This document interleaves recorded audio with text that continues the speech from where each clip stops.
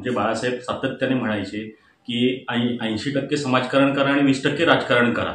आणि या माध्यमातून पुढे जाताना ऑटोमॅटिक आमचे जे समाजकारण गेले 15 ते 20 वर्ष चालू आहे त्याचाच फायदा करायला आम्हाला मिळाला. ह्यासाठी वेगळं काय राजकारण करण्याची गरज भासली नाही असं दिसतंय सध्या ते वार्डात फिरता फिरता.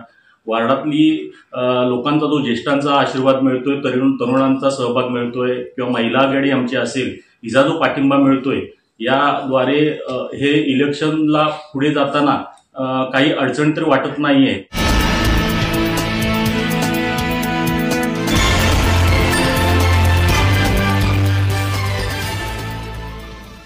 सुयोगजी, तुम्ही आता नगरपालिका निवडणुकीत आता तुमचा अर्ज वगैरे भरून झाला आहे आणि प्रचाराला सुरुवातही झाली. तुम्ही नेमके कोणते मुद्दे घेऊन आता जनतेसमोर जात आहे?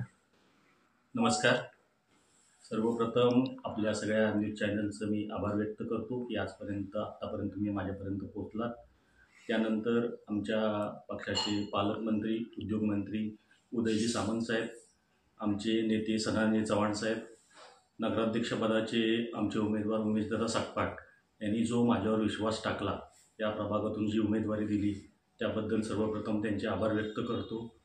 आज ही निवडणूक आहे आणि ह्या निवडणुकीत संपूर्ण प्रभागात जे वातावरण निर्माण झालं आहे किंवा ज्या दृष्टीने आम्ही पुढे जातोय, लोकांशी संपर्क साधतोय आणि जो प्रतिसाद मिळतोय त्याबद्दल सर्व लोकांचे मनपूर्वक आभार व्यक्त करतो. शिवसेना शिंदे गटाकडून जी मला उमेदवारी मिळाली या उमेदवारीबद्दल तुम्हाला असं सांगता येईल मला की या प्रभागात संपूर्णपणे आमचं जे सामाजिक कार्य आहे, आमचे बाळासाहेब सातत्याने म्हणायचे की 80% समाजकारण करा आणि 20% राजकारण करा. आणि या माध्यमातून पुढे जाताना ऑटोमॅटिक आमचे जे समाजकारण गेले 15 ते 20 वर्ष चालू आहे त्याचाच फायदा करायला आम्हाला मिळाला. ह्यासाठी वेगळं काय राजकारण करण्याची गरज भासली नाही असं दिसतंय सध्या ते वार्डात फिरता फिरता. वार्डातली लोकांचा जो ज्येष्ठांचा आशीर्वाद मिळतोय, तरुणांचा सहभाग मिळतोय किंवा महिला आघाडी आमची असेल हिचा जो पाठिंबा मिळतोय याद्वारे हे इलेक्शनला पुढे जाताना काही अडचण तरी वाटत नाहीये. जे सामाजिक काम जे आमच्या विविध माध्यमातून चालू आहे, म्हणजे जे क्रीडा क्षेत्र असेल, रक्तदानाच्या माध्यमातून जे कार्य चालू आहे किंवा मी गेली सातत्याने 3 वर्ष मोफत चष्मे वाटप शिबिर घेतोय. जवळजवळ 200 नागरिकांना आपण चष्मा वाटप करतोय. म्हणजे हे असंख्य जे कार्यक्रम आम्ही वार्डात राबवतोय त्याचाच हे आउटपुट मिळतंय असं मला दिसतंय.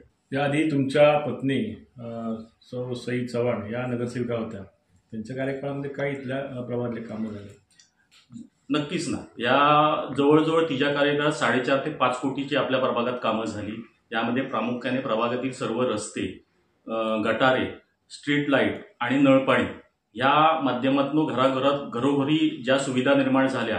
आता त्यातलं मोठं काम सांगता येईल तर पाग उद्यानाचं एक काम झालं होतं. जवळजवळ 1,20,00,000चं ते काम होतं. त्यानंतर श्रीकृष्ण सभागृह एक पागेत झाला. म्हणजे लोकांना सभागृहाची जी अडचण भासत होती ती त्यातून मोकळी झाली. अशी महत्त्वाचे जे कार्यकाल आहेत ते तिच्या कार्यकाळात पूर्ण झाले. आणि नक्कीच त्यातून लोकांना एक नगरसेविका म्हणून काम करताना तिने जे लोकांपर्यंत पोहोचले किंवा सातत्याने पाण्याचा जो प्रश्न आमच्या पाग भागात होता तर अशा वेळी ती लोकांची टच झाली. ते आता फिरताना जाणवतंय की सई चव्हाणचं जे काम आहे मागील 5 वर्षात त्याचा नक्कीच हे लोकांच्या तोडून ऐकल्यानंतर आम्हाला समाधान मिळतंय. तुम्ही सुद्धा आता नगरसेवक पदासाठी उभे आहात.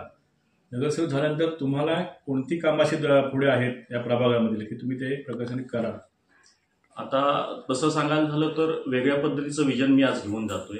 यामध्ये आता एखादं कबड्डीचं मैदान आपल्या प्रभागात असावं, कारण मुलं हल्ली असतात मोबाईलवरती, त्यातून कुठेतरी त्यांना बाहेर काढलं पाहिजे. यासाठी त्यांना ग्राउंडवर आणणं किंवा शारीरिकदृष्ट्या तंदुरुस्त करणं महत्त्वाचं आहे.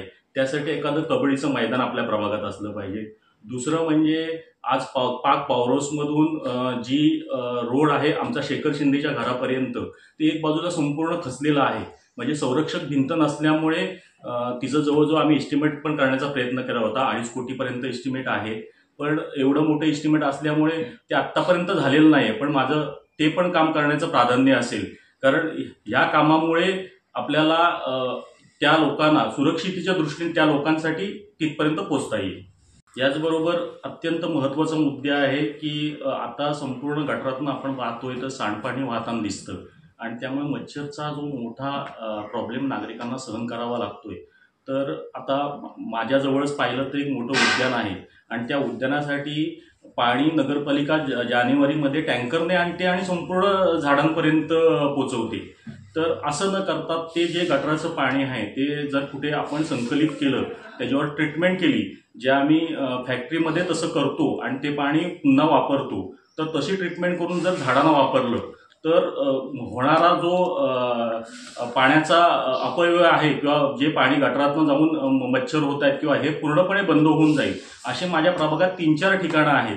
आता दुसरा विचार केला तर कचरा प्रकल्प पाकझरी हा माझ्या भागात येतो आणि त्या किती लोकांना, नागरिकांना त्या कचरा प्रकल्पाचे दूषित पाणी खाली येतं, त्याचा पण त्रास सहन करावा लागतो. ती सातत्याने तक्रार असते. तर त्या बाबतीत सुद्धा काम करणं गरजेचं आहे. त्याही पुढे जाऊन मी असं सांगेन की सकाळी आपण पाहिलात तर नगरपालिकेची पाणी आल्यानंतर टाकीतनं ओव्हरफ्लो सगळ्यांच्या पाणी होतं आणि संपूर्ण गटाराला जातं. आपल्या इकडे ती जागरूकता कमी आहे. म्हणजे पाणी आपण वापरलं पाहिजे आणि साचवलं पाहिजे, ही जी संकल्पना आहे, तर ह्या सगळ्या टाक्यांना कुठेतरी वॉल बसवणं गरजेचं आहे आणि त्यासाठी नगरपालिकेच्या माध्यमातून किंवा लोकांच्यातनं जागरूकता निर्माण करून ह्या गोष्टी करणं गरजेचं आहे. त्यासाठी माझा सातत्याने प्रयत्न असेल.